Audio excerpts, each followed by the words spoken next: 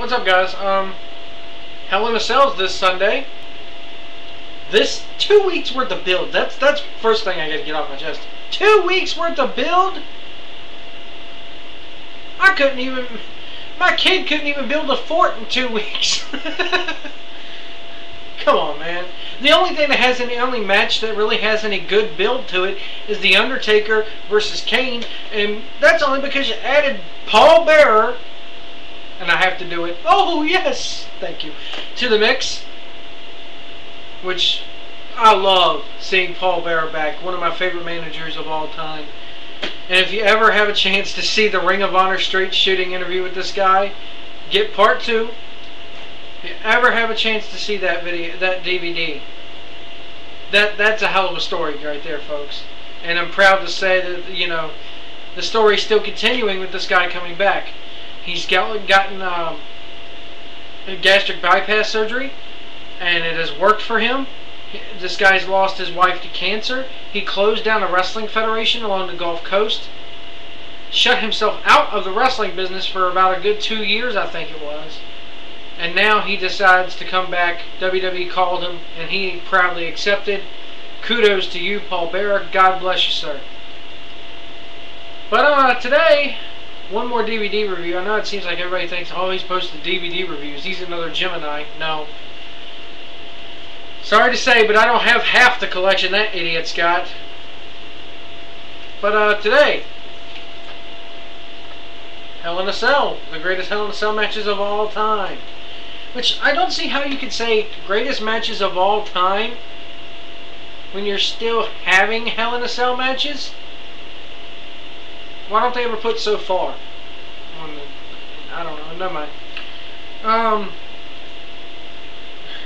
My favorite one, I'm not going to go through them all. Well, I can. I got time. It's 5 o'clock in the morning. I haven't slept yet. I have time. It's got a lot of goodies on here. The first one, of course, Undertaker and Shawn Michaels. Then you got the tag team Hell in a Cell match on Raw, which most people don't remember actually.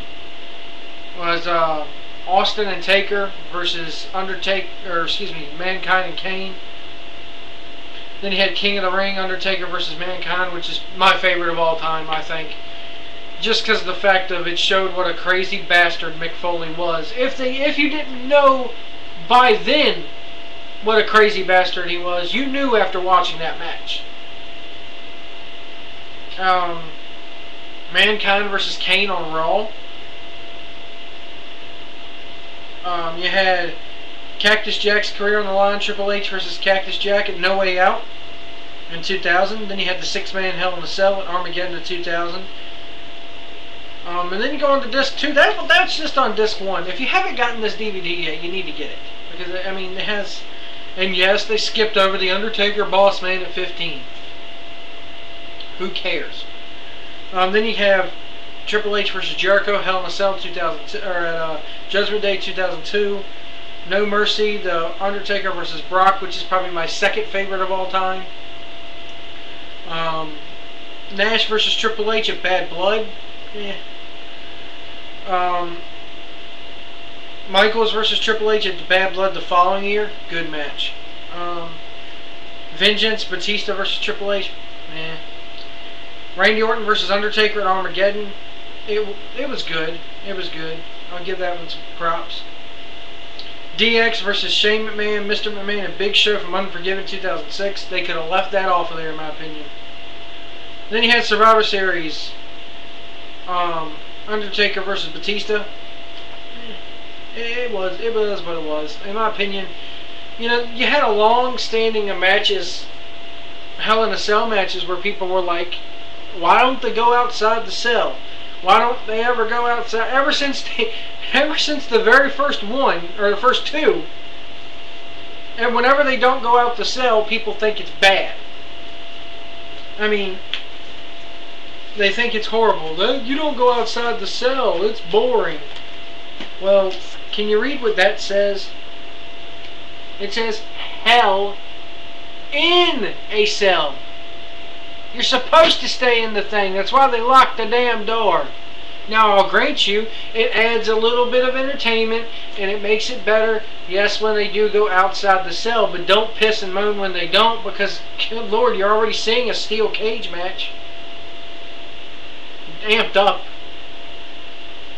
Another one I'm glad they forgot on here, the Kennel from Hell match, which that's on the Mick Foley Great Cheap Pops DVD. Good Lord. I'm laughing just thinking about it. Hard Knocks and Cheap Pops. That's a good DVD. But anyway, Hell in a Cell this weekend. I'm not going to give any predictions for it because I'm not going to watch it. I don't care. I don't care. The only match I would ever order that pay-per-view to see is Undertaker versus Kane, because everybody knows that this kind of match between these two, ever since you had the Brothers of Destruction, ooh, Undertaker, I mean, everybody's always had it in the back of their mind, ooh, Undertaker versus Kane in Hell in a Cell, that would be good. And I think it's going to be, because their match at Night of Champions was just it was a classic brawl. It was very good. I was very happy with that match. Hopefully these guys can take it with Paul Bearer, you know. And that's another thing. You bring Paul Bearer in. It shows you how much WWE thinks of managers nowadays, because of the fact that you got Paul Bearer. He's a manager.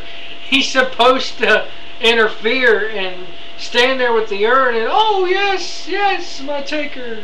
You know, that kind of stuff. And he can't do it because he's going to be locked outside the cell. Logic train, WWE. They completely missed it. I would have brung him in a month ago, to be honest with you. But I see why they did it now, because on the flip side of it, you have The Undertaker. He's in the vegetative state. And Paul Bearer shows back up with the urn and gives The Undertaker his power. So he's restored the power to the dead man. And that's one other thing about these two characters, is that you can be serious. They try to play it off as serious, but these two give the WWE that comic book element that sometimes make wrestling so great. Because that's what this is. This is a page out of a freaking comic book, guys. And if you're not enjoying it, then I don't know what you can enjoy, because the rest of it's crap. The rest of it is sheer crap. I don't talk about TNA that much. I can't bear to watch it anymore, guys. I cannot bear to watch TNA anymore. Randy Orton's the new Stone Cold, they say. No, sorry. He's not. Nowhere close. Nowhere close. Then you got Superman Cena, who's telling all the reporters, yeah, I'm a superhero on WWE TV. Even Batman gets his ass whipped a few times. Even Superman had his kryptonite. You're no Hulk Hogan. Hulk Hogan was a joke as it was. Anyway, Hell in a Cell. If you don't have it, go buy it. I hope you order the pay-per-view on Sunday. I won't be. I just can't bring myself to order that. Really, I can't. The hell? Anyway, I can't bring myself to order that pay-per-view, guys. You're on your own if you order it. I hope you have a good time watching it. And there was something on my blanket here. I don't know what the hell that was. But anyway, this is Tons of Fun. Signing off.